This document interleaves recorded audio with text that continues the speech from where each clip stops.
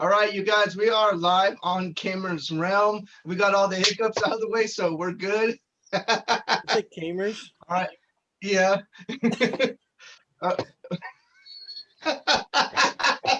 Sorry. All right, let's go. All right, we are starting off today with my co-host, Mr. Switch. What's going on, guys?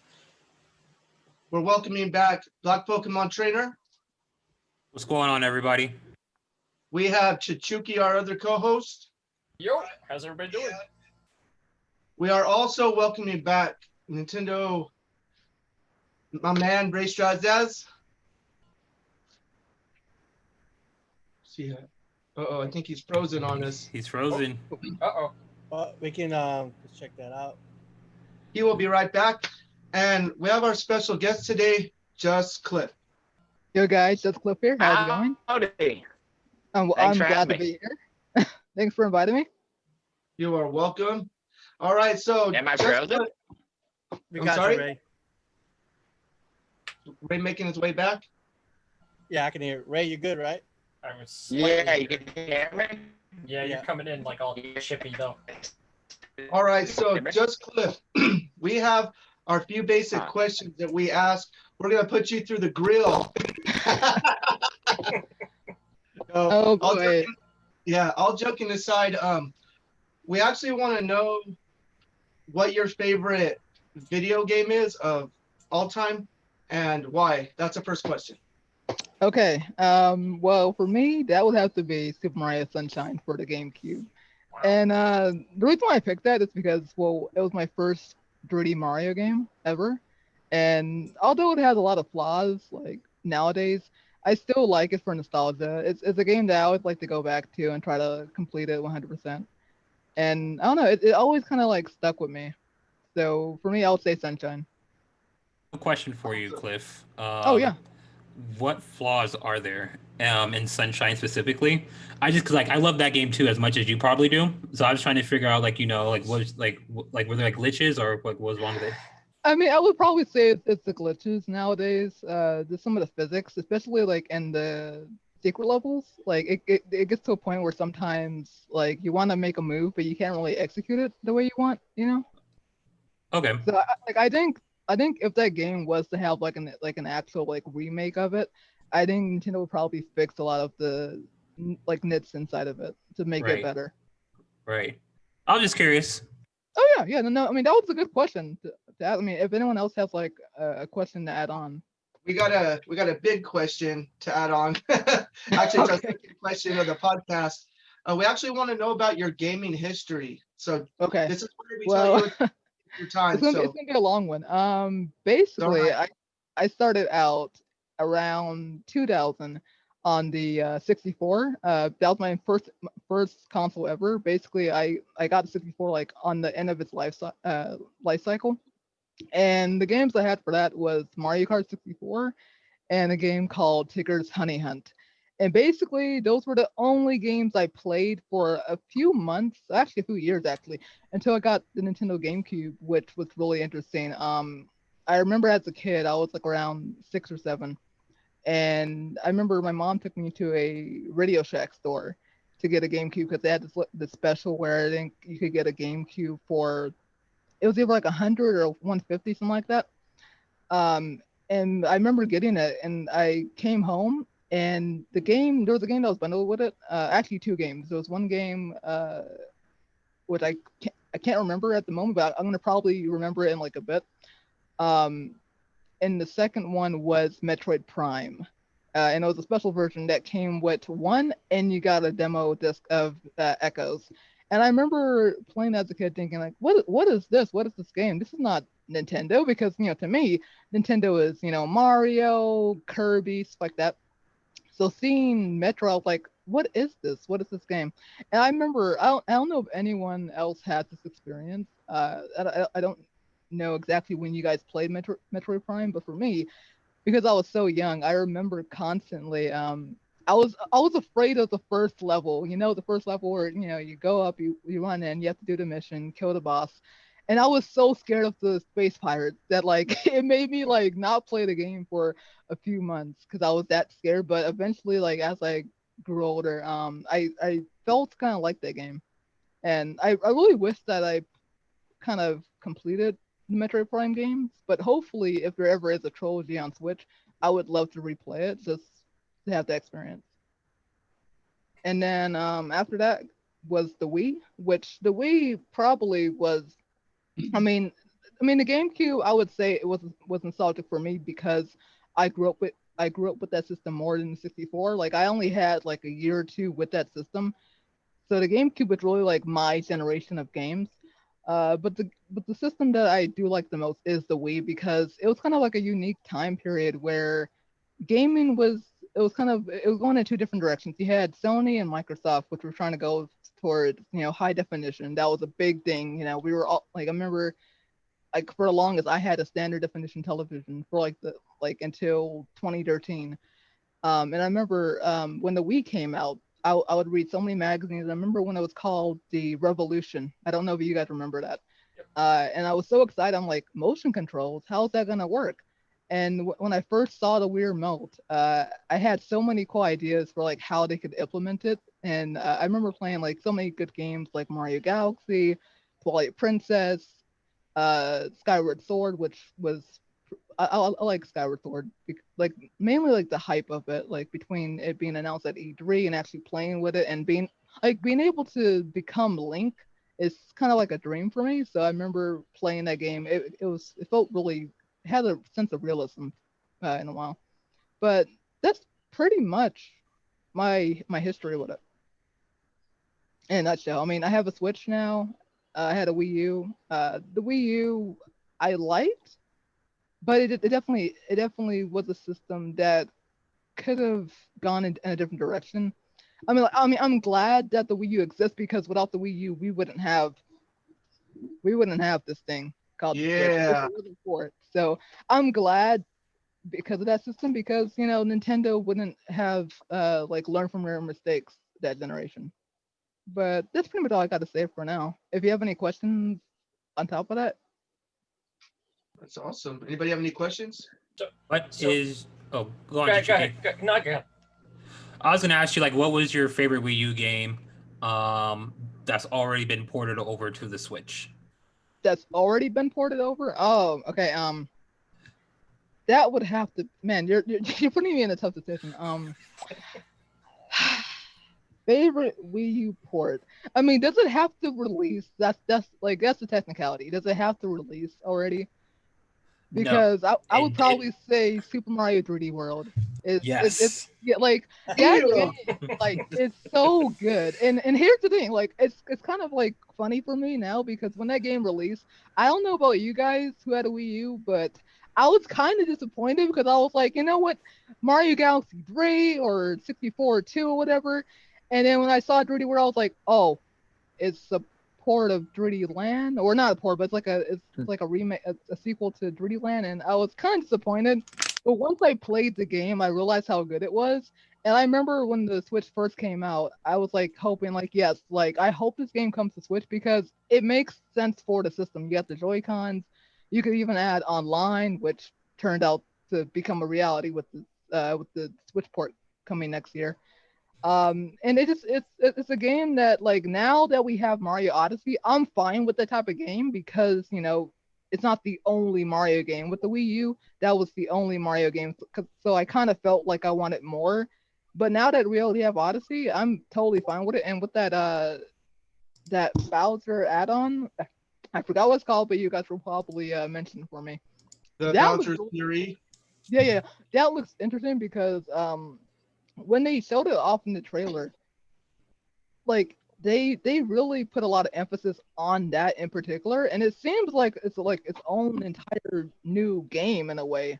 If I don't know if anyone else had that same kind of feeling, but just the way it looks, and I don't know if it's gonna be fully 3D because it looks like it's gonna be a lot bigger than normal 3D World, if you get what I'm saying.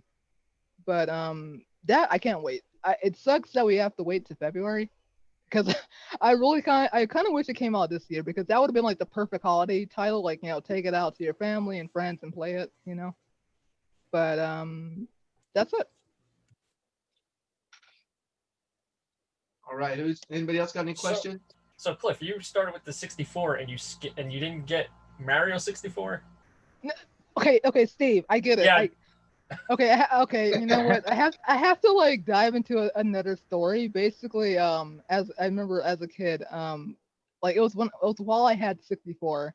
I went to a Game Crazy, and I saw that they had Mario 64, and I wanted to get it, but I was a kid. I had no money. I couldn't buy it. So I remember just saying, you know what? Whenever I have money, next time I will buy it. So I went back to that same exact Game Crazy, and they didn't have it.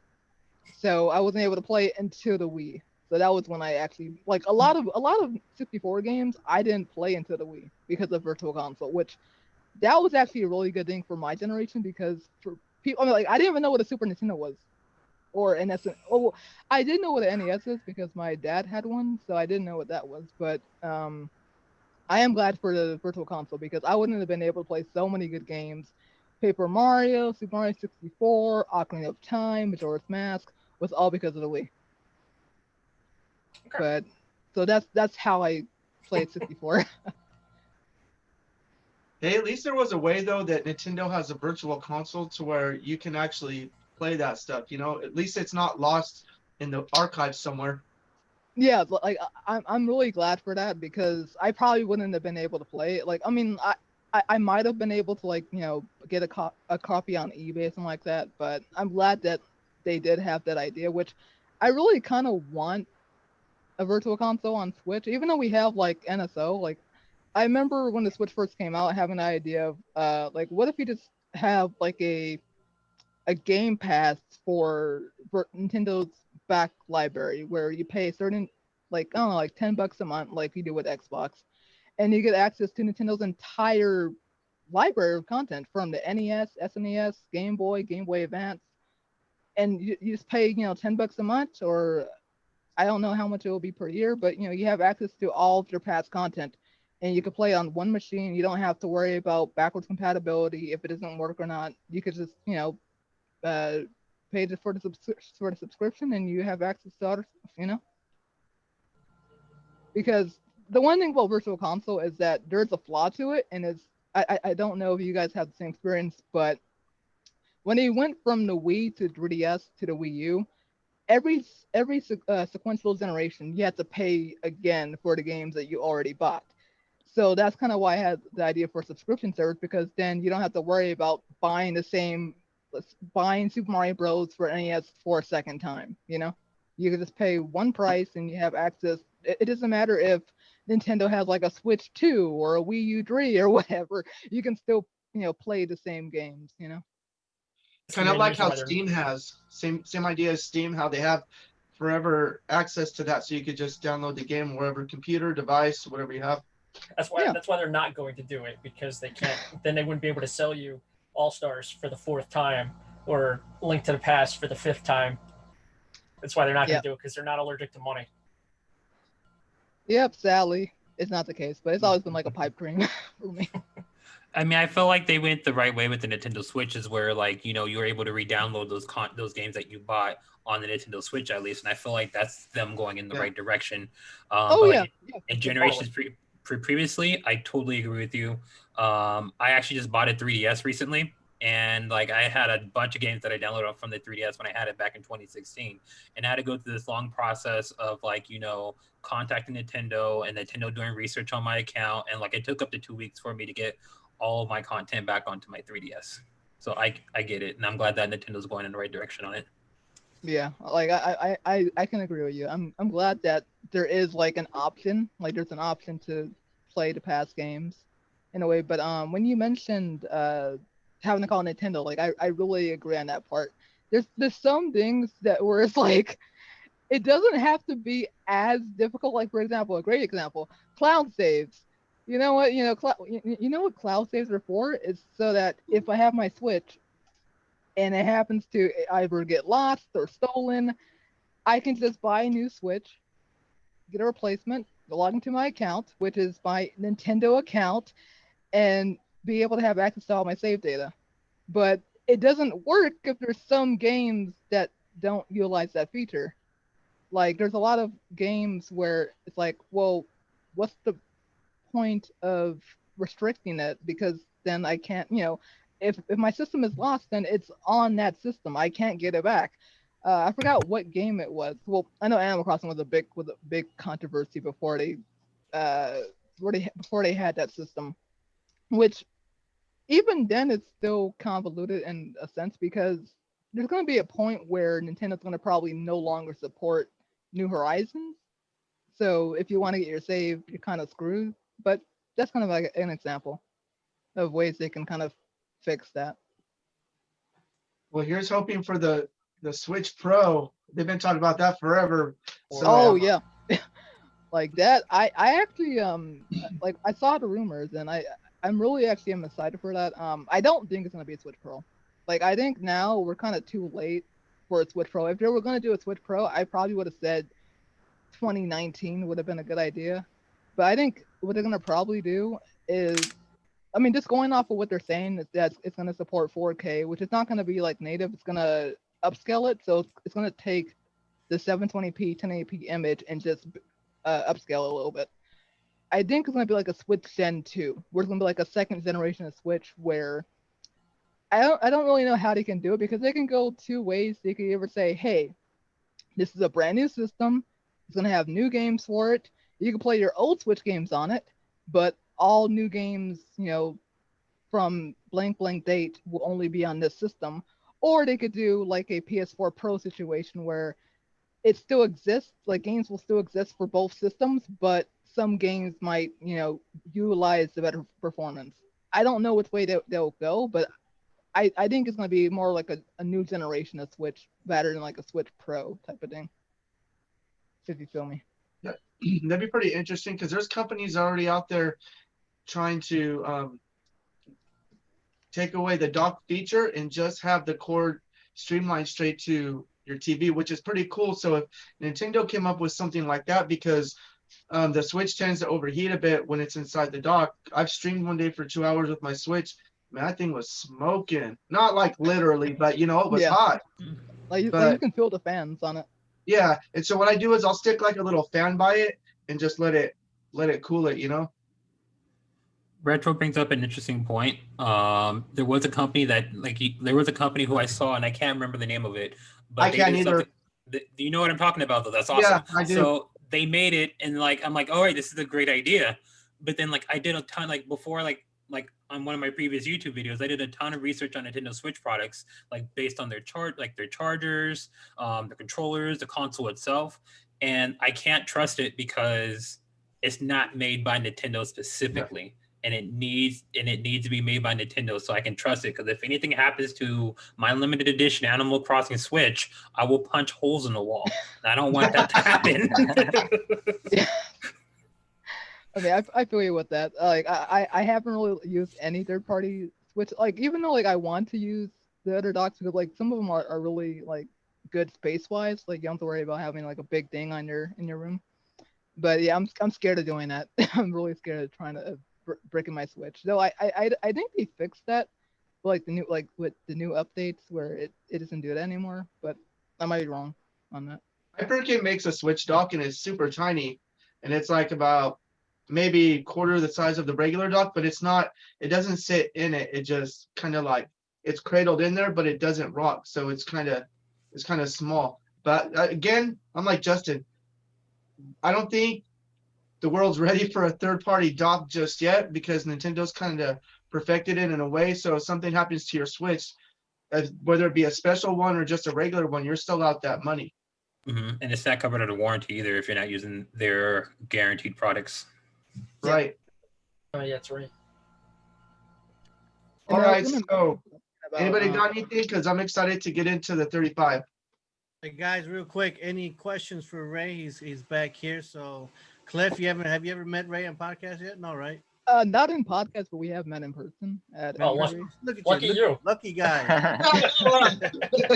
The pleasures of meeting. Yeah, we met at E3 a few times. Yeah, actually more than a few times. It's crazy how it just revolves, it's just kind of crazy how things happen, to be honest. But I don't have any questions right now, but if I ever come across it, I'll let you know. Okay, Retro.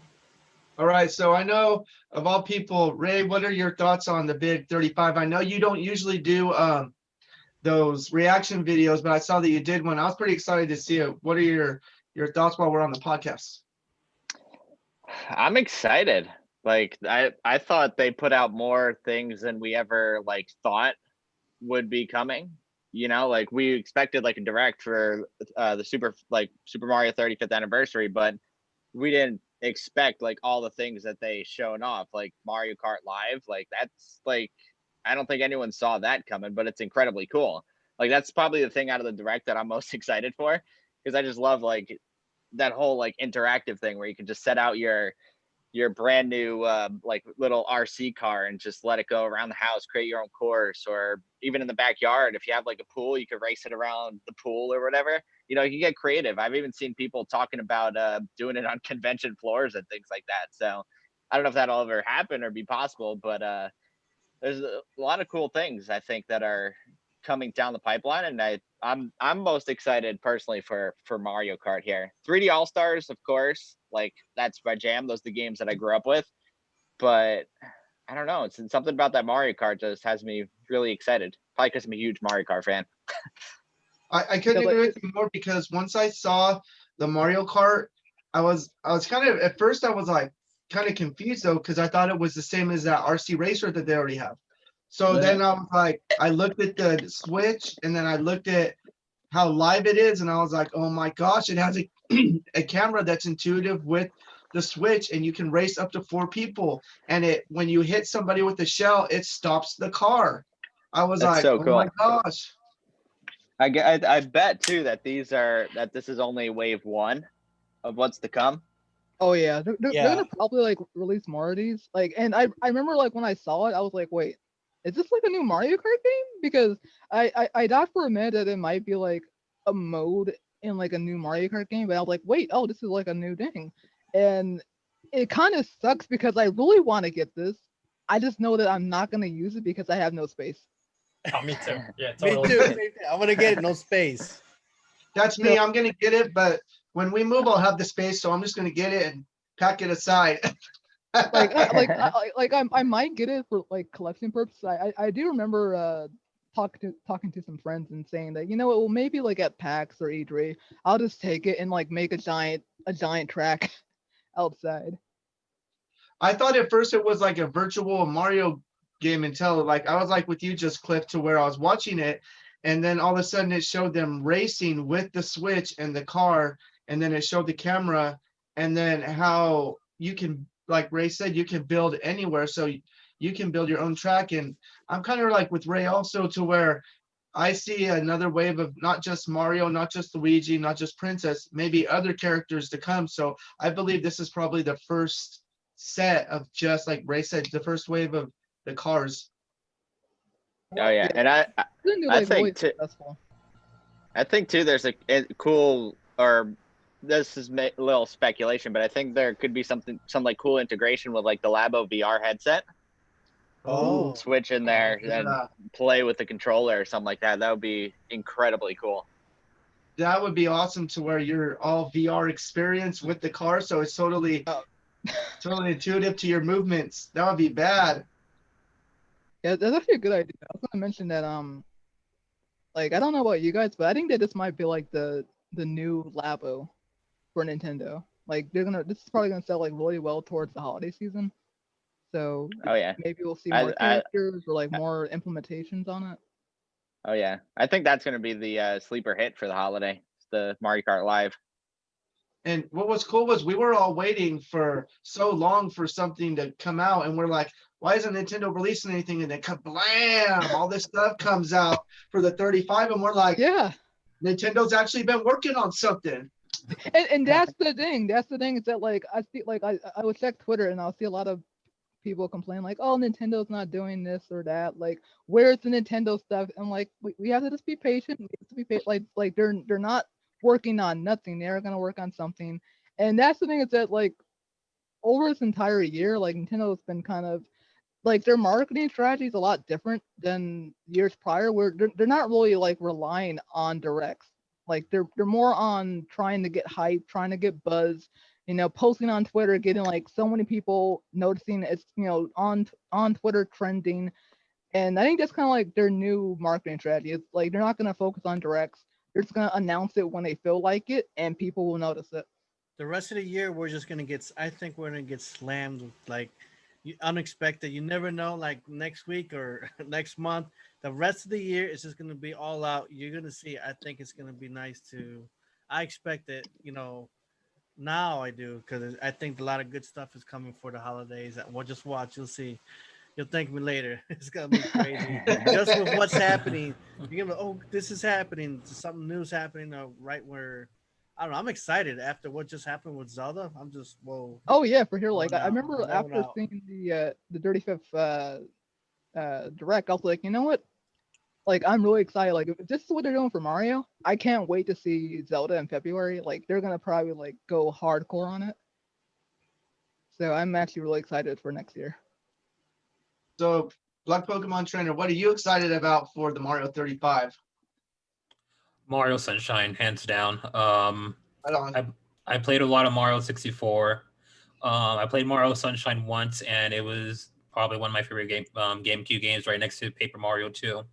And like I'm excited that they brought back Galaxy. And the reason why is because you're getting Mario Galaxy, but you're getting it without the motion controls. I'm not sure how much the motion controls were in Mario Galaxy. I only played like a small fraction of it.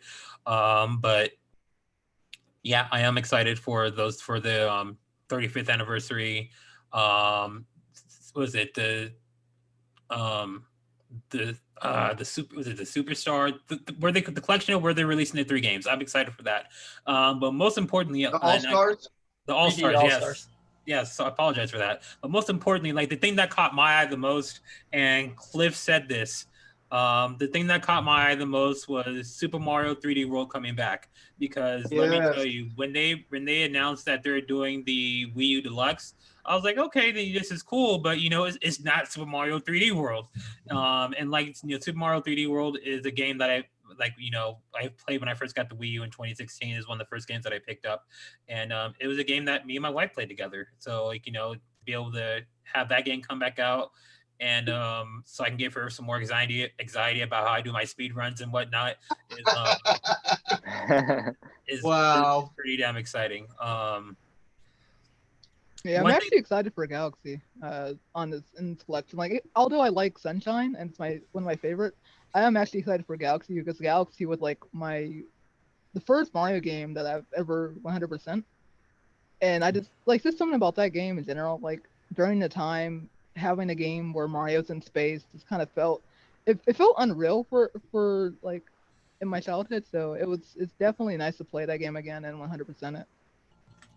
You guys, I have a question, and I want to ask this for everybody.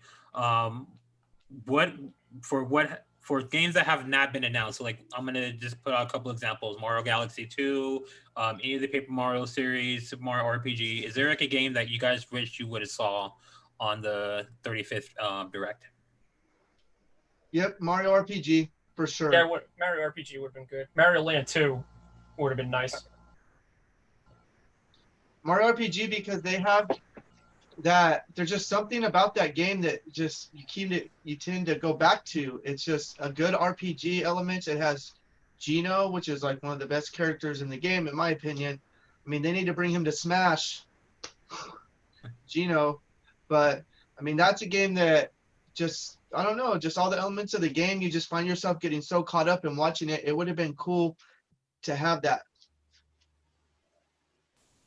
And now that I think about it, to answer your question, Black, I think for me it probably would have been a Paper Mario collection, like kind of like what they're doing like with the All Stars collection, where you get 64, Thousand Year Door, and Super, and they're all up-res, better textures, better visuals, stuff like that.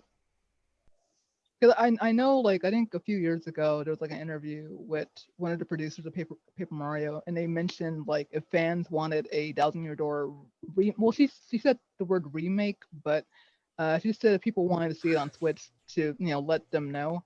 And I think a collection of the Paper Mario games will be good, especially since Origami King is already on the Switch. So it'll give fans who are new to the series, they'll be able to play the older games. What would have been cool as well is I saw this fan art where they did a Mario Kart All Stars. They made their own fan art for that, which would have been a cool collection of a lot of the Mario Karts on one Switch game. Oh That yeah, would've been- yeah, I saw that. Mhm. Oh yeah, You saw That would have been so Awesome. cool. Yeah, One Up Level Up shared that. Yeah, it was really cool. How about you, Ray? For me, I'd probably say one of the Super Mario Lands, for sure. Maybe even some more like I don't know, maybe like a Game Boy collection, like Super Mario Ooh. Deluxe, Okay. something like that. Yeah, Would have that been would be cool. nice. But I don't know. I think it was so so packed with things already. I feel like it would be kind of overwhelming in a way. Mhm. But I don't know. Yeah, you're right. They did power pack a lot of stuff in that presentation. Yeah, What I about still you? fully did expect a Smash reveal for Gino at the time too, because it would have I been the perfect know! Oh, that would have been time. nice. That would have been cool. I'm still waiting for that. You guys know that One if they're day. going to release Gino for Super Smash, it's going to be the very last character of Yeah. the second season of the character pack. If Banjo can make it, anybody can. Yeah. Oh, Hey, there you go. wow. They should have just took out Banjo and then put Gino right there.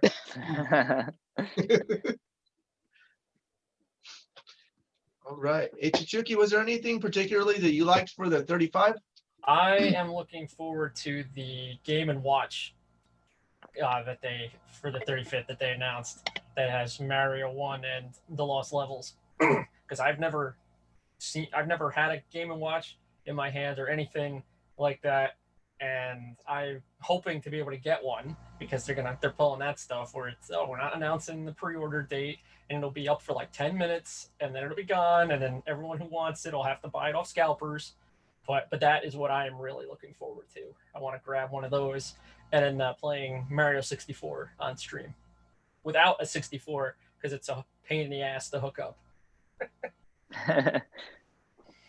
I agree. It's kind of nice to have that collection because a lot of us, this stream, you got to hook up all kinds of stuff just to get the consoles going, the old consoles going. So to be able to have those three available right there in the palm of your hands is just pretty awesome. Are you going to play Galaxy Retro? You know, I was thinking about it now that it's not my favorite, but I was thinking about it. You guys know this. Yeah, for those who don't know, Retro is not a fan of Mario Galaxy. So Oh no. we'll What's have happening? to convert him. One day, I go back to it and I try. I really do. I play about an hour or two and then I just get bored and then I shut it down. I try. I go back to it. Maybe So what is you it, can find a new is it- love with the Switch because it's going to have a different gameplay without the motion controls. It's gonna feel a lot better. Yeah, Yeah, I am was so gonna mention looking like, forward to that. is it because of like the motion controls, or is it because like Mario Galaxy is more linear than the other 3D Mario games? I don't like it because it's like you're on kind of like a sphere, so you're going from globe to globe. To me, it feels like it's a little redundant. Because just playing it just feels like it's all the same to me. So maybe I just have to take off the blinders and look at it through a different set of eyes and just start from scratch and just dump every idea that I have and then just play it again. Especially on the Switch. I mean, because the resolution's gonna be all full scale, so probably look a lot better. Oh yeah, like I saw some videos on YouTube. It looks really nice. I'm actually surprised why Galaxy 2 wasn't included in a way. Yeah, a lot of people were asking that why the Galaxy 2, why didn't they have Galaxy 1 and 2? But I feel like if they're gonna add it, Galaxy was a good choice. I guess there's a lot of people for sure. like Galaxy, a lot of people like Sunshine, and definitely Mario 64 was a good pick. I mean, I'm gonna go back to what Ray said. I feel like if they would have added Galaxy 2, it kind of would have been like an overwhelming thing. But I think that Nintendo's going to release Galaxy 2 eventually. I mean, if I remember correctly, Galaxy 2 had perfect ratings almost across the board. So, Yeah. you know, it would be definitely be an opportunity that Nintendo can capitalize on. Um, but yeah, I mean, now that you guys bring it up, like why people were asking why there weren't a lot of why people were asking like where's Galaxy 2 at? There's a lot of toxicity that I saw on the internet, you know, regarding the 35th anniversary releases, more specifically with the re-releases of Sunshine 64 and Galaxy. And, you know, Yeah. essentially just saying, oh, how come it doesn't look like when like, you know, Crash Bandicoot came out, or how come it doesn't look like when Spyro came out? And it kind of bothered it bothered me a lot because sure, it doesn't have the updated graphics, sure, you know, whatever, but it's a re-release. Like, you know, these are games that we like, you know, adults were playing back when they were kids, or like grandpas and grandmas were playing back when they were adults. And you know, just for you to have the opportunity to be able to play those games all in one game, like, you know, take advantage of it, because regardless of the graphics being updated or not, you know, it's an amazing game. Regardless of Crash Bandicoot updating their graphics or not, they're amazing game. And I think that people just need to get over themselves and stop being spoiled. And I like was the other thing is that like this is the first time that Sunshine has ever been re-released. Like Sunshine, like there was like Nintendo has never re-released any GameCube game, so Sunshine's the first one that they've actually like re-released and took out their vault.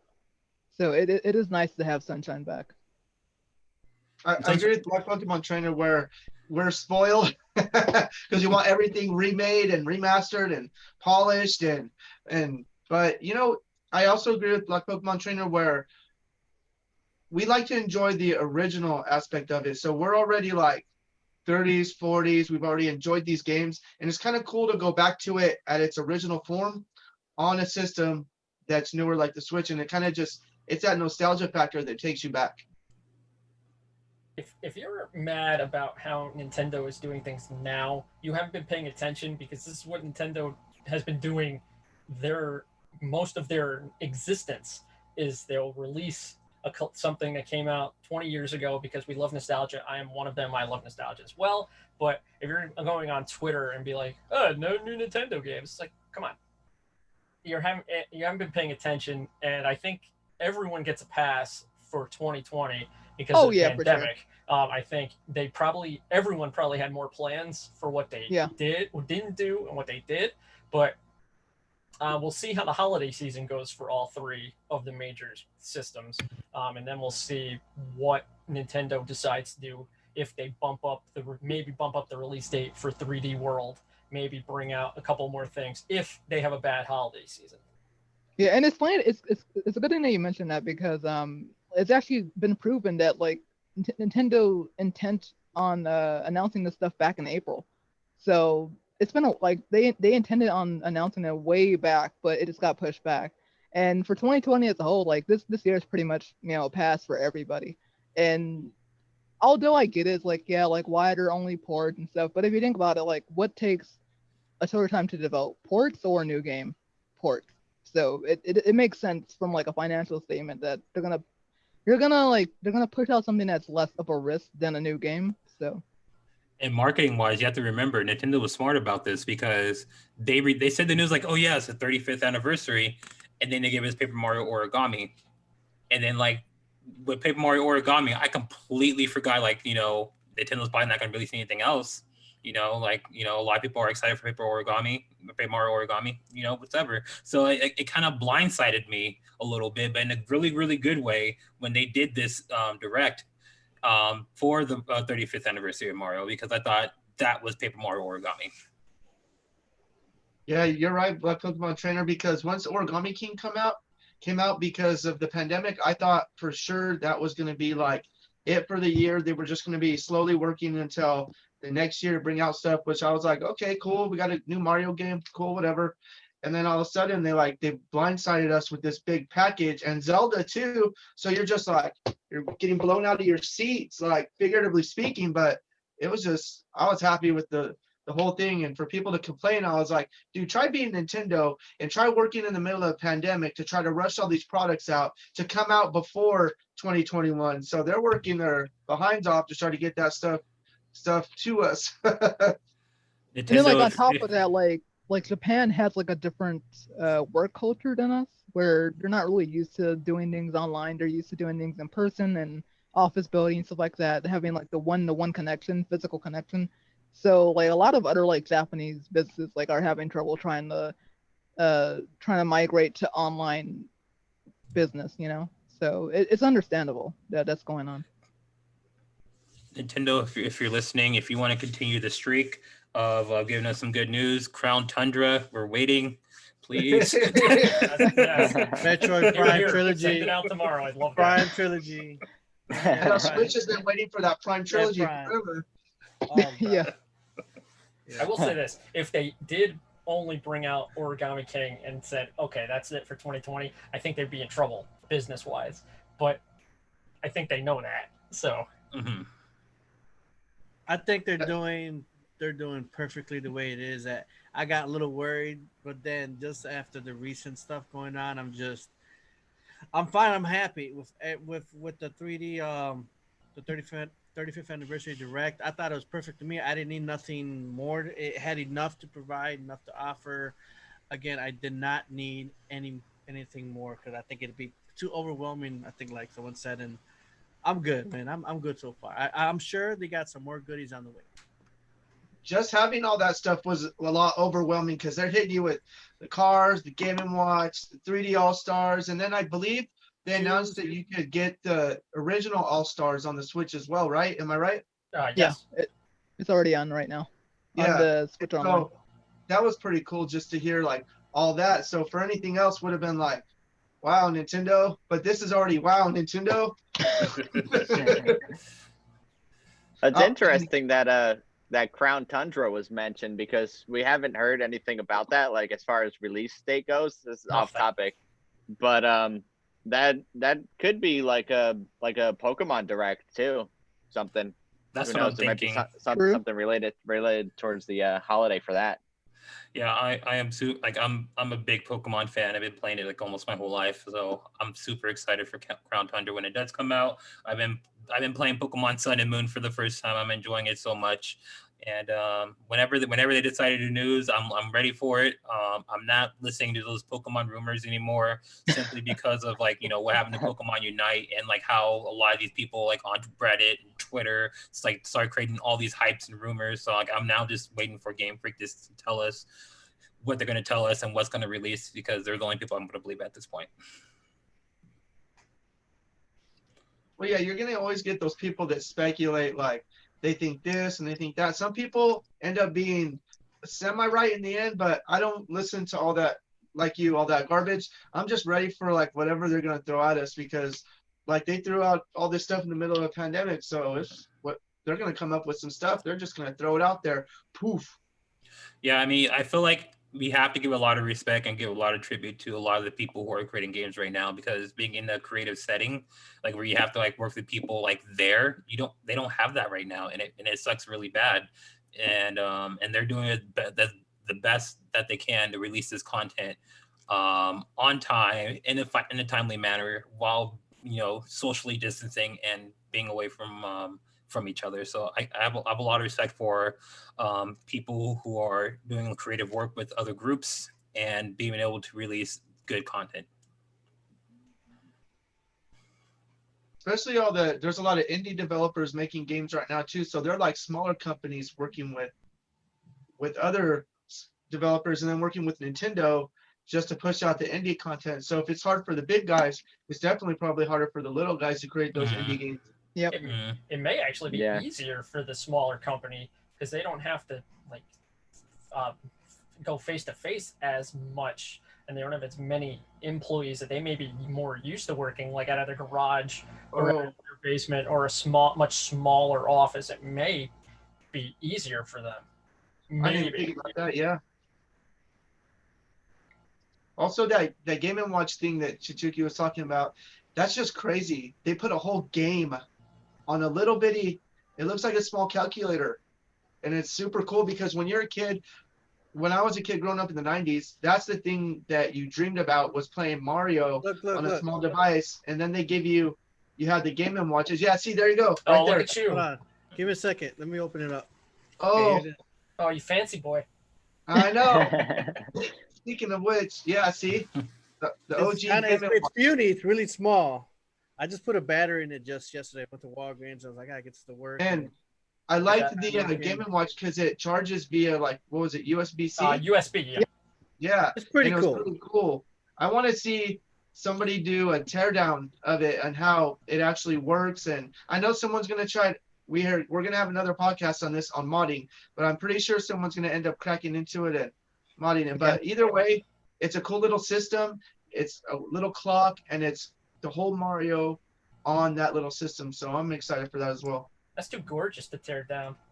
I know, that's what I'm thinking. I'm like, I know it's gonna happen. But it's too awesome. There's gonna be someone who's gonna do it, but yeah, I might get it because I never owned a Game & Watch, but I've always been interested in them, so I might get it. Depends on. I gotta be honest with you guys. I'm not interested in this. I'm just don't know why I have this. It looks cool, but I just don't. I like the other one. The other one does look pretty so cool, but again, I'm gonna have to give this away. Well, you can give it to me if you want. I want to my house. Yeah, I'll take it. I got quite a few things here that I'm sure you guys would like. So, yeah. Well, we all do got mailboxes, so I mean, if you want, throw it all our way.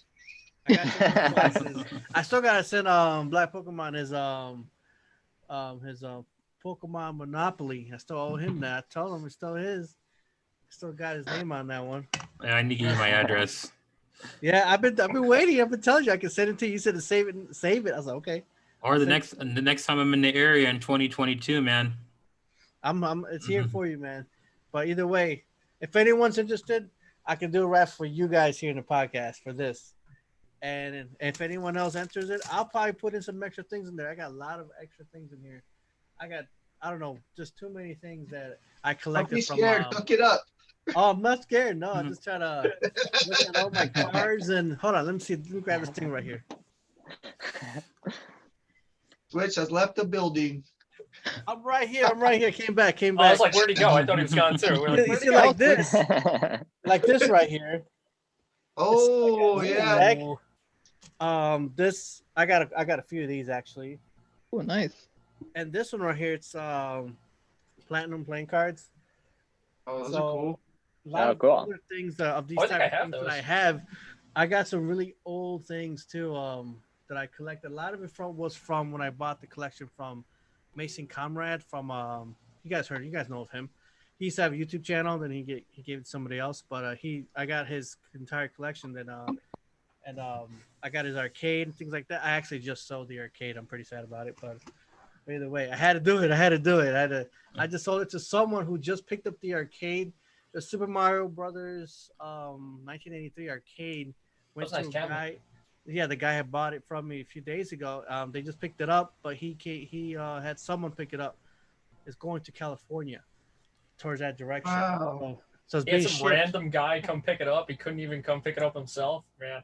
Yeah, he sent someone. He's like, man, first world problems. Yeah, go pick up my arcade cabinet. Yeah. Yeah, he got doors. New doors for it because doors are damaged. So he's remodeling the whole thing. Putting a new screen in it. So I was like, I like the screen the way it was, but yeah, so it's pretty cool. Just kind of at least it's gonna go somewhere better. Because I have a lot of things. I had bought these sofas and the arcade was just in the way. I'm not sure if California is better right now. I was gonna say, Justin, I know. Hopefully, California is a safe spot. I mean, as someone who is from California, I can say that at least on my side, we're fine. I don't know about Katetsu. Yeah, Sacramento, we're pretty smoky here too. I live in the valley, so in the valley we're like a bowl, and all the smoke's just going. So I'm staying indoors, man. Forget that.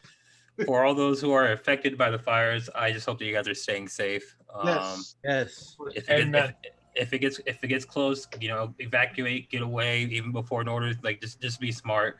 I had family that lost a house in one of these fires before, and I can tell you that if there's a fire in your area, be preemptive and be ready. Have a plan. Yeah, and don't leave your consoles at home. Just have those pre-packed. Yeah, that's right. That's right. Priorities. Take your console away. So I'm grabbing my Animal Crossing and running. Leave your dog. Take your Switch. Ow.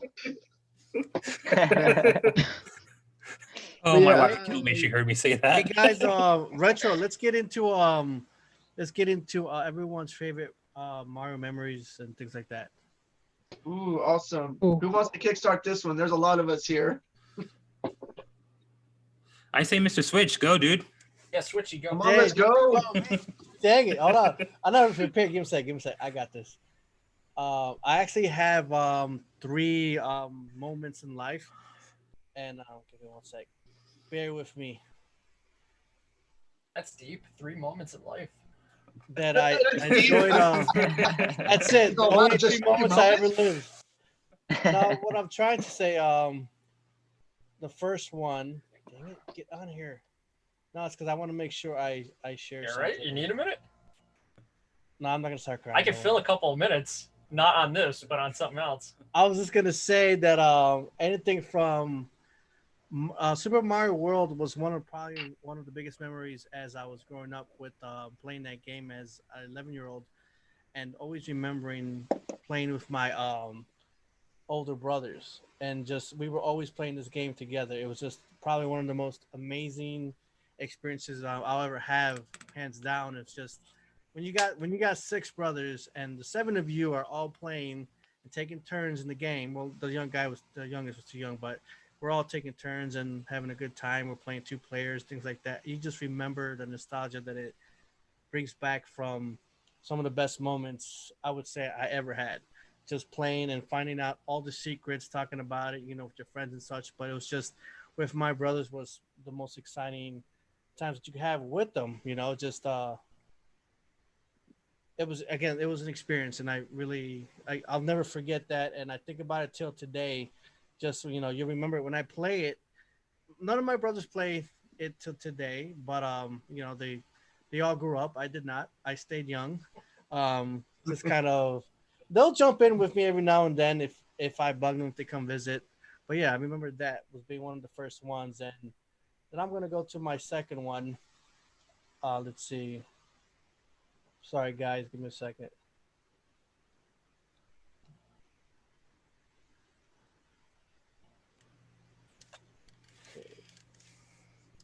I'm gonna give the second memory was with Mario 64. Where are you? There you go. With Mario 64, I would say it was a time when I was 16 years old. I bought the system and the game the same day. I was coming back from my first job at Six Flags Great America, and I just remember just the feeling was just beyond amazing, and just coming back. My dad's asking me, "What you gonna do with your first paycheck?" And it was actually my first paycheck too, and my dad's like, I asked him, "Can you take me?" I think it was Toys R Us. Can you please take me there? And we went straight there, and that's what I bought. And I remember just that feeling of excitement and grabbing. It was a huge box. You guys remember that when you guys bought it, or if any of you guys did? It was just amazing in itself, just experiencing that, playing the game for the next year or so. But all around, if you guys didn't love Mario 64, you should try it now. If you haven't played it, it's again one of the most exciting times you'll ever have. Just play the game. Well, some of you who haven't played it, you could play it on Switch soon. On next week, I would say. But yeah, I would say, if anything, my third one is, hold on, gotta get that too. I gotta find a faster way to do this. He's on next slide. The last slide, don't worry. There'll be no more after today. It's a weak PowerPoint presentation. Leave me alone. All right. Well, it was definitely when I went to, and I know Ray was there, I know Mr. Vaca was there, Nintendo Power Couple was there. I drove all the way from that was the Mario Odyssey release day. I'm going to those pictures right away. from Chicago. I drove 15 hours, drove to just to get to the event. I started taking pictures of that tank, and then even I took pictures of Rachel. She's a really nice young lady that the streamer like these guys here in Nintendo Park couple. I know Ray was there. Didn't see him. It was such a busy day, and it was so crazy just with all the things that are going on that day and the excitement that. Let's see. Then there's CND, but I would say that was probably a very special moment to I drove there listening to gaming music and just being by myself and just being there and seeing all the music, and they had a presentation. That's the same night I also I had met Reggie, and it was just again it was all special. It was all a tremendously amazing night. Before I left that night, I think it was people who worked for Nintendo. They had a big van, and they stopped me when I was walking to my car, and they filled up my entire back seat of my car with all this Nintendo cereal boxes. They just filled it up. Like, hey, take all this. We don't need to give this away. So we don't want it. Yeah, because I guess they were trying to pass it around at the event, and then I don't know if they did or not. And I just took it all. And I took it all home. I stopped by a few gas stations. I think I saw like a family or two, and I remember giving some boxes to this family. But it was still an amazing experience just to be those three together. But especially the Odyssey event was just amazing to see everyone having a good time and enjoying Mario. So that's my take. How did the family react to you giving them boxes of cereal at the gas station? They were looking into my car because it was full. It was, you could see it just hanging on my window, and they saw it like, you guys want stuff? Like, what? We like Mario and all this. And so they just kind of like, I said, grab as many as you want. So they all grab handful. Even their two kids, they grabbed a few, and it was just like, it's cool. People were happy, and I brought it home, and I had some like drawers stacked with it, and actually went by pretty quick. It didn't last 2 weeks at the house. I can tell that's not the reaction I'd probably give somebody if they're trying to give me cereal at the gas station. No, well, they were looking. They saw Mario. They saw the pictures. They saw it on there. They saw Nintendo, and I was just like, "Hey, you guys want some?" He's all, "What are you trying to sell me?" Was this late at night? At the gas station? No, it was one of those that had the McDonald's gas station, things like that. A lot of people are out in the open, so it was a pretty. And I was wearing a Mario hat, so. Well, I mean, was it late at night too, like after 10 o'clock, or was it? No, it was like during the day, more like a 11 a.m. kind of thing. So all right. Well, it was fine. Yeah, in the middle of the night. Here, you want them? I'm thinking it's after the event at the Nintendo store, and you're because I had to travel cereal to random kids. No. I had to drive away. I was driving back the same night. I drove back, so it was the next day on 11 a.m. in the morning because you got to stop by a few gas stations, things like that, and fill up. And then I saw the family. It was like the one again with the food court kind of thing. So yeah, it was it was amazing being able to give away a few things to people, and I had a good time. So again, that was my experience with Mario Odyssey, Mario 64, and Super Mario World. All right, next. Who's got next? Ray, you want to go next? Sure. I'm surprised we didn't see each other at that event. Come to think of it now. Yeah, everyone was everywhere. I didn't miss a rock. I was, hey, I didn't see you there, but I know I ran into. Well, see, here's the thing, because halfway through it, I actually brought my Switch costume, so I was in costume for a while. So you're not gonna even see me. I'm inside this giant box, designed controller. So all I can see is I couldn't see to this like people right there. So it's kind of going around. People took pictures with me. I think there was like a news crew. They took a photo of this magazine. I was taking photos of people, and then I got so hot I went back and I put it away back in the car, and then I came back out. So, but I was there pretty much the whole day. But again, probably I missed you up in there. So he was avoiding you, Ray. Very cool. Yeah. Yeah. I know we have trouble meeting up at when conventions were a thing. We have to like synchronize our watches and then still miss each other. So as far as favorite Mario memory, there's just so many. Like I can't really pinpoint like one, but if I had to choose, the first video game that I ever played was Mario Kart 64. So I have to say that's probably like what stands out the most. Just like playing like right where my studio is right now, like in beanbag chairs, having friends come over. I remember when my friend would come over, I'll come over for like 2 hours. Like we always had like time limits where they could like come over and play. But I don't know. It's just like the battle mode, racing, things like that. Another one that I actually shared recently on a collab that I did was Super Mario 64, and it was a similar thing, but I was actually spooked out by the Bowser boss battles for some reason. Like I would get to the first Bowser, and just like the music like creeped me out. So that was like another thing that stood out. Odyssey, if we want to jump up that far, Odyssey with the launch event, like Mr. Switch was talking about, there's just so many awesome. Like Odyssey is definitely top 5 Mario for me. It's so good. I think that's really it. I mean, there's a lot. I could be here all day talking, but those are my my top 3. Right. Just, you know what? We'll go to Black Pokemon Trainer. We want you to share your favorite Mario memories. All right, so my favorite Mario memory is when they modded Mario into Pokemon. No, I'm just kidding.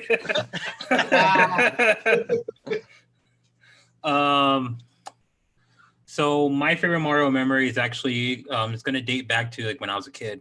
One of my cousins let me and my brother borrow one of their games for the Super Nintendo. That game just happened to be Super Mario RPG. Now, let me tell you why Super Mario RPG is so important in my life. Super Mario RPG was the very first RPG game that I ever played, and it was released by Squaresoft, which is now Square Enix. Honestly, it was a beautiful game. You know, a lot of characters I'd never seen before in Mario. I mean, of course, you had your Bowser, you had your Peach, you had your Pepsi, you had your Mario. I mean, you know what? You also had Gino. You had Malo, you had Smitty, you had Smitty's goons. Like you had a lot of other things, and like the gameplay was just completely different than like you're used to in any Mario game. Mario is usually like a game like where you go from one end of the level to the other end. Like this is like an open world game. You can go back and visit other places. You can build your characters. You can get them stronger, and just that concept of Mario or just of a game, just it opened my eyes. The music, the soundtrack, everything. To this day, the final boss music in Mario RPG is one of my favorite songs to have in my Spotify playlist. And that it just opened up so many opportunities. Like PlayStation came out, Final Fantasy. I learned that because Squaresoft made it. Final Fantasy game, Legend of Dragoon, Jay Cocoon, Legend of Legaia. Just tons of RPGs that came out after that. Just Mario RPG opened myself up to the world of RPGs. I'm gonna go ahead and fast forward to Paper Mario 2, Thousand Year Door. I'm actually gonna fast forward to like 2016 because that's when I actually beat it. Once again, beautiful story, new characters. The fact that you're building up Mario, you're using different badges and you're trying to figure out what badge works best with what boss. The final boss, the gameplay you can have afterwards, like everything about that was just amazing. Another memory that I'm going to share is being able to play a Mario game with my wife, and then that's ranging from like Mario Kart, Super Mario 3D World. Because like usually in the past, like when I dated a woman, they're like, "Oh, you're a nerd. No, I don't want to play games." Blah blah. I'm like, okay, whatever, screw you. And just to have someone there who actually wants to play a Mario game with me, like.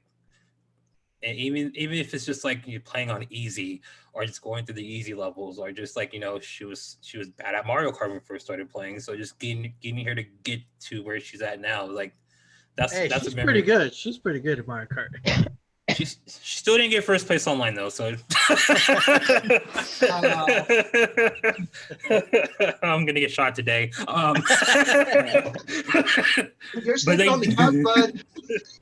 Is she right there? No, we have a 1-bedroom apartment, so these walls are pretty thin. That brings up another point though. I have to find the song. But to our first dance at me and my wife's wedding, we danced to a song that was named after Mario Kart. and it was pretty awesome. And like she showed it to me, and she's like, "Oh, I thought this song was cool." I'm like, "All right, it's gonna be our first dance." She's like, "Oh, really?" I'm like, "Yeah, I'm a nerd. We're doing this." And like I didn't think she would actually go through with it, but she did. And then like in her vows, she promised that she will always beat me in Mario Kart, and I'm still waiting for that day to come. That's sweet. That's amazing. So like I didn't like I was like when you guys brought up the topic, like I was thinking about it. I'm like I don't really have like a lot of like defining Mario memories, and then I remember like just all the things that me and my wife did together, like just with Mario Kart or just any Mario game, and like watching my wife actually beat Mario Odyssey all the way through. Like those are some good moments for me. That's awesome. Also, Lizzie just popped in, so I want to say hey to Lizzie. Hey, Lizzie. Hi. What's up, Lizzie? Oh, man, you're all Mario. Look at you. Oh my gosh, that's crazy. They're pajamas. You can get them at Target or Walmart. I think I actually bought those one year for a costume. They're pretty cool. Yes. All right, who's next? Who's got it? I'll go ahead and go while I'm talking. I mentioned this before on the podcast, but one of my favorite Mario memories is my aunt, all growing up, used to be a gamer. And my favorite Mario memory was when she first got the Super Nintendo. And she put the Super Nintendo in the living room. Every time I go over her house, it always revolved around food. She'd be in there cooking rice and tortillas and I mean all that good stuff. And then she would always have the latest system. So she called and said, "Hey, I just bought the Super Nintendo. You guys want to come over and play?" I told my dad, "Dad, we gotta go. He's like, "Wait till the weekend." I was like, "No, we gotta go now." So he said, "Well, I don't want to take you." And so him and my aunt were twins. So she called him and she said, "Look, I'm gonna take the kids for a few hours. Oh, this is it." And he goes, "Fine." So Super Nintendo came. She straight before dinner. This is why I will always eat dessert before dinner because of my aunt. When we were little, she would sit us down with a bowl of ice cream, Super Nintendo, boom, first game. That's not my first game played, but my memory was the Super Mario World because she just got the system. She put it on, we sit there. And so like my aunt, she's in heaven now, but that will always resonate with me because I'm now passing those same memories on to my kids because of my aunt was a gamer. So it was just pretty awesome. And I always think of that. That's one of my one treasure memory. And speaking of what Black Pokemon Trainer talked about, another one is my wife and I, when we got our GameCube, we started playing Mario Party together, and my wife is super competitive. So like every time we play, it was on. And then we got the Switch and the kids got involved. And it's like my wife, dude, I'm hands down is one of the best at Mario Kart. She beats me every time. And man, it's crazy. I beat her twice in the whole time we had Mario Kart ever. And so I always gloat. I'm like, "Babe, I just beat you twice." She goes, "Oh, you're not gonna beat me for so long." But yeah, now like the kids game, and it's pretty cool just to have like Mario be a staple like in our house. And it's pretty awesome to where like you don't really realize how video games affect your life until like you get to have all these memories and stuff. And I'm gonna share one more memory. My nephew, he didn't really have good hand-eye coordination. And so I believe I shared this on the podcast before too, but I'm going to go ahead and share it again. And one year we tried him out on an NES and he would get frustrated because he couldn't get the movements from his hands to the TV. And we had been working with him on this. So I told my wife, let's put him in front of the NES. So he'd get mad, he'd get frustrated. And we had a few generic controllers because I didn't want my originals to get broken. So we'd give him some NES controllers, plug them in, and he'd get frustrated, he'd throw them. And then after a few months came by, he finally got the motion. And so we tried him out on the Wii. Same thing happened, he'd get a little frustrated, and then he finally got it. And now I'd have to say he's a proud owner of a Nintendo Switch because he's actually helped him develop in his hand-eye coordination. So that was pretty special for me to see how video games can actually help somebody develop as a person. So it was pretty awesome. That's cool. Yeah. Are you saying you're not supposed to throw controllers? What are you talking about? Well, normally you're not supposed to, but You know what's funny to me, Retro, is that you brought up Mario Party and you have a positive memory with it, with playing with other people. dude, I don't know. Mario Party is like just one of my favorite all-time games, but my wife and kids were all super competitive. So when her and I first started playing it, we didn't have kids, so she would be competitive with me in gaming, and so which is cool because I love that. That gives me a challenge, you know. And I feel like Mario Party is one of those games that's like, it's like once somebody plays like once or twice, like it's anybody's game. Like once you get used to it, and once you get like used to those mini games, it's not like Mario Kart where like you can like develop like superior skills. It's like, you know, like when you play Mario Party, like it's anybody can win. It's all about how smart you are and like how you can take advantage of people during these mini games. It is, and my wife's very smart. Like she's got her credentials to be a teacher, so I always tell her she's smarter than me, so she figures out all the different little things in there, and so that's where she kind of digs in and gives it a good punch. And so I'm like, all right, babe, you found out the rhythm of the game. Awesome. That's awesome. I love your story, dude. That's awesome. Oh, thank you. All right, who's up next? I was gonna go actually, mainly because of what Black said for his degree. And my first would have to be the original Paper Mario on N64. And my reason for that is because, like I mentioned like earlier in the podcast, I didn't really get the chance to play that many 64 games. So my experiences with them were on the Wii Virtual Console. So I remember it was like 2007. I was in like middle school, and I had enough money to get a Wii Shop card. So I remember browsing the Wii Shop channel for like weeks, and I saw this one game called Paper Mario. I was like, you know what? I wonder what this game is about. It looks interesting. The screenshots look promising. I think I might get it. And once I bought that game, I just spent so many hours on it, mainly because it's not. And I know that Black knows what I'm gonna say because I've talked to him about this already. And it's because it's not your traditional Mario game where, you know, Mario jumps and his objective is to reach the goal. It takes the Mario universe and kind of gives character to everyone. Where when you first start the game, you know, you're invited to Peach Castle, like, you know, you're like in 64. And then once you get there, it seems like your typical, you know, Mario versus Bowser, and then you start doing actual gameplay, and it's different. You know, it's turn-based, and you're against Bowser, and you think you're about to lose at the last minute, and then everything just like the adventure starts. You know, one of the prominent things I remember as a kid was when you first talk, like a Goomba appears, and she talks to Mario. It's like, you know, Mario's in trouble, let's rescue him. I'm like, wait, a Goomba trying to rescue Mario? Like, this doesn't make sense. So as you play the game more and more, it's a unique Mario game because it, like I said, it gives character to the Mario universe, and it's the one series that I can appreciate mainly because it got me into JRPGs.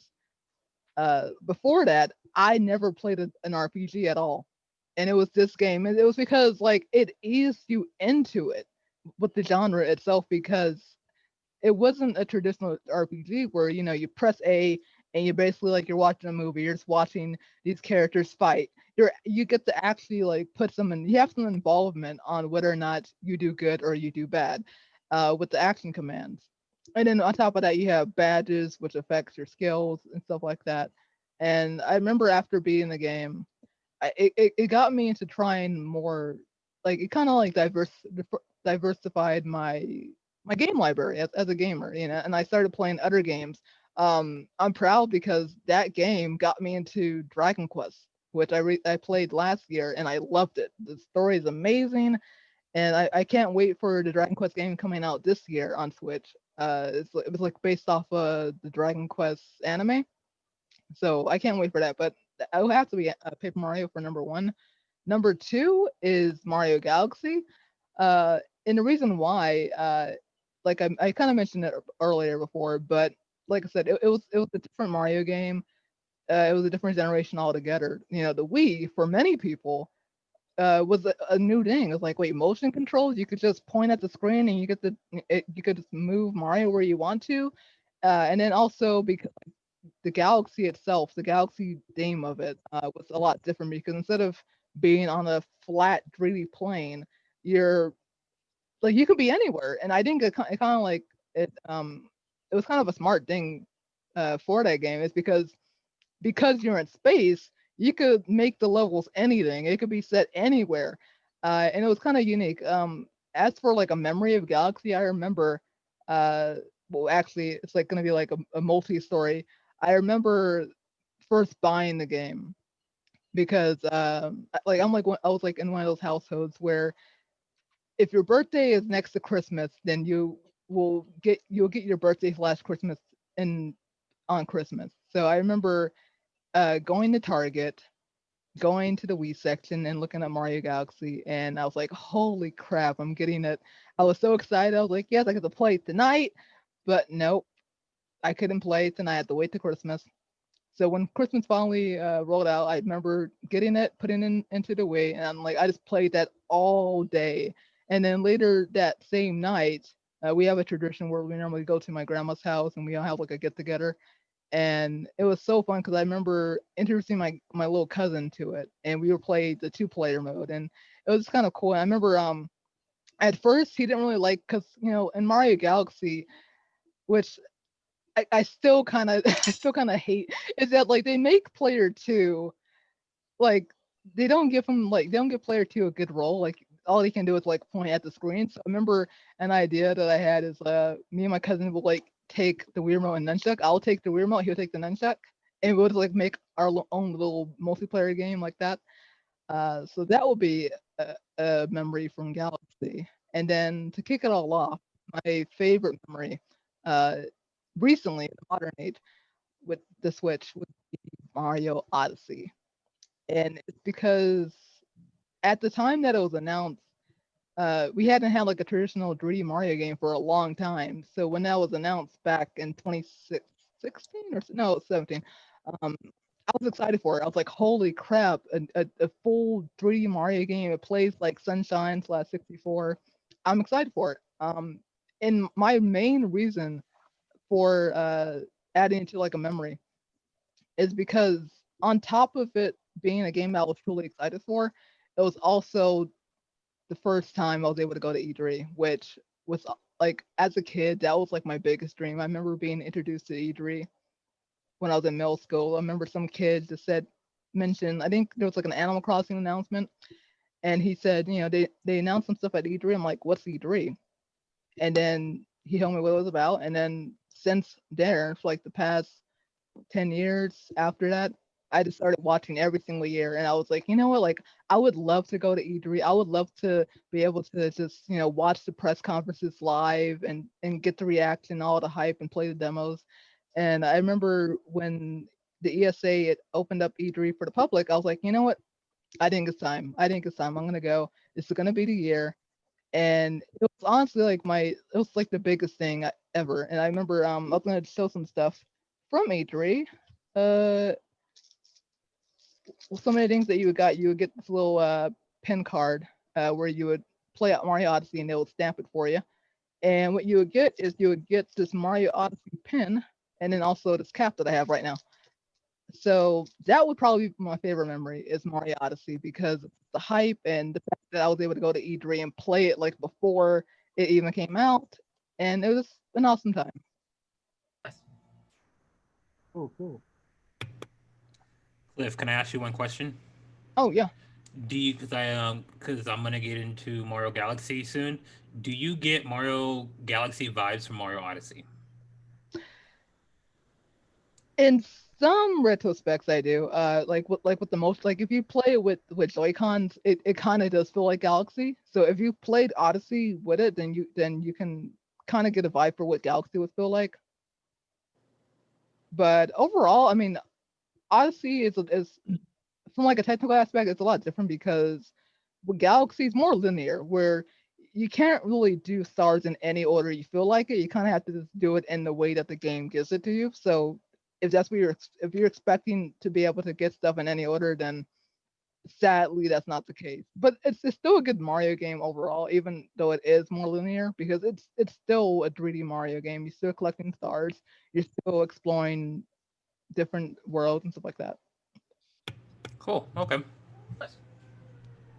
Awesome. Chichuki, you have your favorite Okay. Mario I moment? can make this. I can make these quick. If we're short on time. My first one has to do with Mario 3D Land. Mario 3D Land was one of the first, if not the first game I got to review early on a website that I write for. It's one of the very first games. I think, like I said, it might have been the first one that I received as a media review to receive early. I was working on, I think, Nintendo Scene at the time. I think that's what it was called. I don't know if they're in existence anymore, but that's what I used. I was the only U.S. correspondent for that website, and I used to get most of the Nintendo America stuff to do at that time, as well as I went to the Nintendo event that when they had 3D Land at Military Island, I believe, in New York. In New York, they had a huge display, and they were giving out Tanuki ears and Tanuki tail. I have both of those. Those are pretty cool. That's a nice collector's item because I've gotten people when they see my videos on that. I was like, "Oh, you want to sell it?" Like, no, thank you. Don't want to sell it. I also have E3 memories, like Cliff does. Mario Odyssey was not my first E3. I think I've gone to a few before that, but was that the E3 that we met Cliff, or was it one later on? I think it was 2018 that we met. Okay, yeah. So I think so. So I've met. I think we were waiting online for. I don't remember. Pokemon. Oh, it was Pokemon. Yeah. Yes. Okay. It was Let's Go, right? Yep. And then Okay. I remember we tried to play Mario Kart and it failed Yes. because of the signal. Yes, the LA Convention Center has horrible Wi-Fi for anyone who's ever been inside it. And me and Cliff tried to play Mario Kart with a few other people in line, and we could not do it. Nope. Because it's just terrible. I think you and me played one race, and that was it, because that was all we could handle on Nintendo's internet. Yeah, like Los it's Angeles weird. at that Like time. with the Switch, like the Switch local play, it's kind of weird. Like when it comes to connection. Like I remember last year, me and some friends were playing Smash Bros. It wasn't even at the convention. It was like somewhere else, like at a hotel room, and we were trying to play locally, and the connection was so bad that we were like, you know what? Let's just go online. Let's go online and play. It is terrible. On the local like that. Other Mario Kart memory I have is playing Double Dash in college. My freshman year, I think I've mentioned this on podcast before, that it's the first and the only time I have broken a controller playing Mario Kart or playing anything. Yeah, right. I threw it on my foot because my roommates in college were a pain in the ass because they would pick Baby Park the whole time, and then they would stop and drive backwards to let other people pass them and get hit with a blue shell. And it was the only time I've ever broken a GameCube controller. And I know that it's ridiculous because people have dropped those off like 18-story buildings, and the GameCube survived through all that stuff. And it's just something that always stuck with me because it was like really one of the few ways we all connected together. My suite mates, because we had three rooms, we had two in a room, so we had 6 people in our dorm, which is probably too many, but that was the only way we connected with each other. And then do I have a third one? Maybe playing. No, I don't really have a third one. I mean, being able to play Mario, beating Mario 3 for the first time is probably high up there. Playing the original Mario, my parents and my brother is probably up there. And then streaming for the first time, I think I streamed Mario Kart Switch for the first time. And that was my first live stream. Playing Mario Kart with Mr. Switch. Okay, gotcha. Oh, sure. Playing and beating Mr. Switch in Mario Kart. Wow. Chichuki, I have a very important question for you. Sure. Which Baby Park frustrated you more? Double Dash or Mario Kart 8? Mario Kart 8, probably because they switched up how you have to cut across the grass, because they never had grass in the GameCube one. Gotcha. All right, so we got Lizzie on here. I know she's a big Sega fangirl. I know you have some Mario memories for us. What do you have for us? Well, Mario was my first. Wasn't Sonic. Okay. I remember my memory, one of my early memories. The first time I beat Mario 1 without any cheats, without my friend helping me. That was an awesome memory because I was sweating in 8-3. You know that long jump you gotta make? You gotta like run, jump, and then do a super long jump. I don't know how I did it, but I did it. It felt good to finally beat Mario 1. I played, I was a big fan of Mario 2. I didn't realize so many people hate Mario 2, but Love I that liked game. it I like Mario. until I beat it. And then I got mad because I go, what was this? I didn't know it was a dream. I love Mario 3. Mario 3, I always play with my sister. She always called Luigi Languini Man because she didn't want to say Luigi. She would say Languini Man. That was his nickname. And it was always a fight between who plays Mario, who plays Languini Man. So that was fun. Another memory was the first time I cheated on Sonic and I did play Super Mario World. Because my uncle, his daughter, was a big Nintendo fan. She knew I was a Sega fan, so she decided she would do the opposite. She would collect the Nintendo consoles and play Mario games while I played Sonic and Sega games. I went to his house and I got to play Super Mario World. That was, the first time was so much fun. And I figured out on my own the star roads and, you know, connecting them. And I figured out how to connect all of them and make the middle part pop up. And I thought that was like the coolest thing ever. Until I started playing those worlds. And I realized how difficult they were. So I skipped playing those worlds and I focused on beating Bowser. I even taught myself when to move or when to jump because he would be in that big giant what was that thing he was in? The clown car? Clown car. Yeah, like he would like I learned how to time it, like when he would jump and where to kneel. I thought that was the coolest thing ever. I impressed my uncle. Like he always wanted me to come over and play because I knew how to memorize it. I knew exactly how to, you know, jump on him and everything. That was tons of fun. I mean, I really enjoyed Super Mario World. Fast forward towards like the Wii and the Wii U time.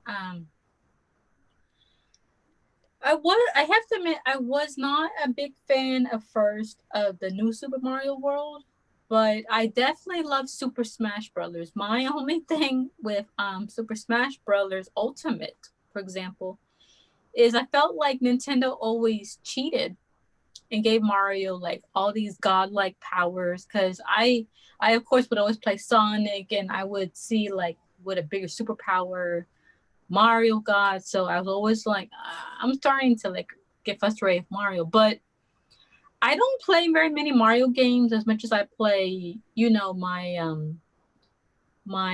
true love back there. But I do love to play Mario games. So people don't think I hate Mario. I love Mario. It's just that back there. But I'm trying to think another game I really enjoyed. I know I love playing Mario Kart. The only problem is I've only been able to play it with my niece and nephews, and they are the most competitive little 7, 8, and 10-year-olds I've ever met. They each have their own character. Nobody can touch that character except him or her. If I show any improvement, the eldest who's like about 10 starts to cry. So you have to like purposely, because it's your little nephew, crash into something to let him win.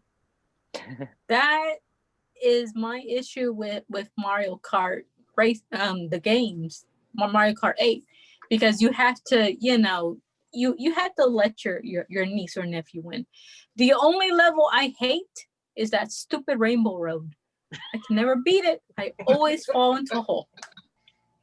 Stupid Rainbow Road. Rainbow Road. Gotta love Rainbow Road. Baby Park. I don't like Baby Park. Forget it. All right, go ahead. Hey, just get him one of these. This is the easier version. Ah, give me that. I'll take that. I don't know if they would like it. Like you know, they're kids, but it's kind of funny. Well, in a way, it's kind of mean too. My sister will not let them play Sonic. They can only play Mario. So they've got Mario Kart 8. They've got like 2 other Mario games. I don't know which one. I wanted to teach them to play Mario Odyssey because last year Walmart had some really good Black Friday deals, and they happened to have Mario Odyssey and another Mario game. So I bought them. I haven't had a chance to play them yet. Not on my Nintendo Switch, but they want them, but my sister won't let them borrow it because the game's too long, and she said it will take away their focus because, you know, they're 8 and 10. So that's the only downside. But yeah, my latest memories would probably be the Mario Kart 8, of course. Sometimes Super Smash Brothers, but I haven't had much a chance to play anything new. I mean, I'm really behind on a lot of Mario games. It's just I had the Wii, I have the Wii U, I got the Nintendo Switch, but I need someone to play with to stay motivated to play Mario games and actually like play them from beginning to end. That's what I need, is some motivation to play these games, because my focus usually goes black to the blue blur back there. So I need some Mario friends to teach me to play. Well, you got plenty of us here. Yeah, and that's the good thing about the 3D World that's coming out next year, is that it's gonna have online, so we can all play it together, start from beginning to end. Which I actually wanted that so badly. Like, so many games like come out that are like local only. I'm like, please just have online. I just want to play like Donkey Kong Country online. But that's why, like, I was so excited when they announced that 3D World's gonna have online, just so I could play with friends. It would be so chaotic trying to do that.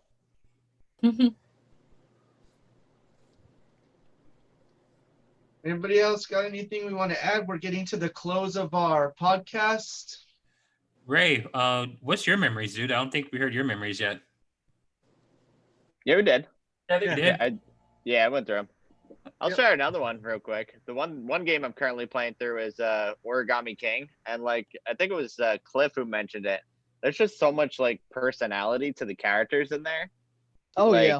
The toads are hilarious. Like they have me like cracking up with like the things that they say when you rescue them. So like that's like a current short little memory that I have just playing through Origami King.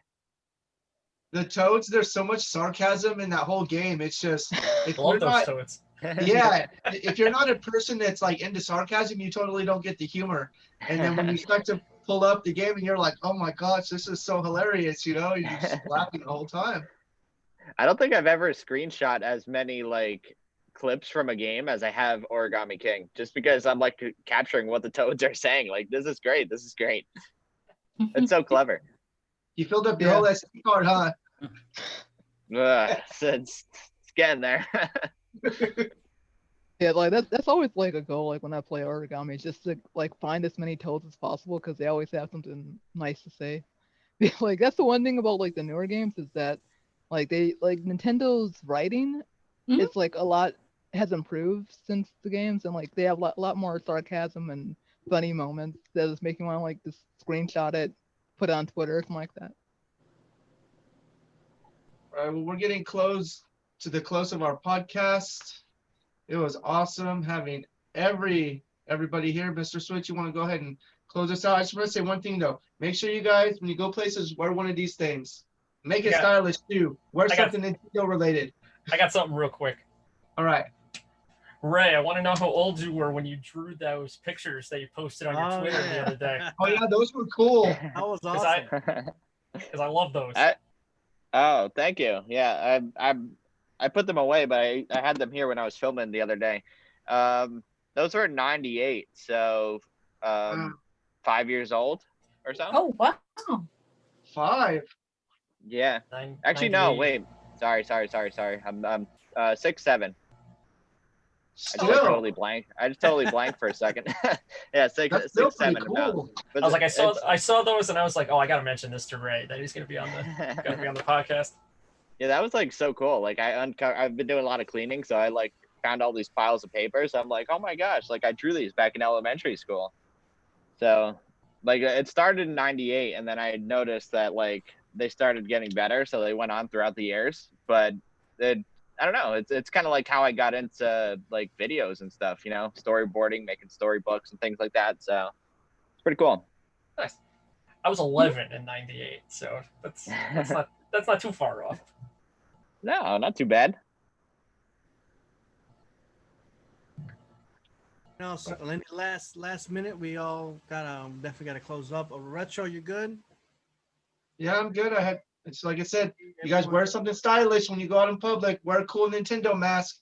Whoop. When? Tomorrow? Huh? Whenever you go out anywhere. Well, I go to work, so I gotta wear one of these things at work. But that's it. That's I all don't got. know. The Sega gods might get mad. Yeah, you can't. Everybody else, we're good. We're good. Yeah, Oh, yeah. Look, Yep. Cliff. Oh yeah, I'm good.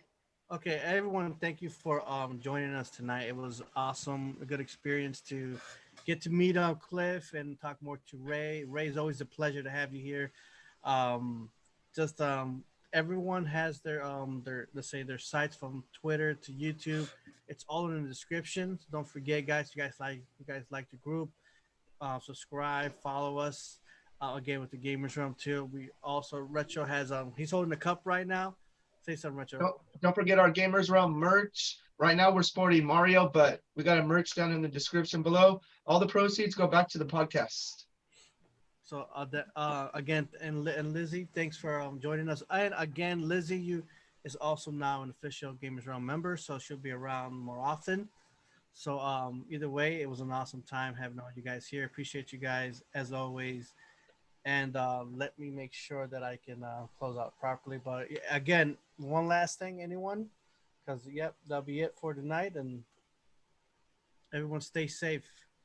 Be careful out there for the pandemic and things like that. And I gotta go out, start driving around. I gotta go drive, take some soup to some kids that have COVID, and I gotta make sure that they're well taken care of. And do what you gotta do to be safe again and enjoy gaming and all that good stuff.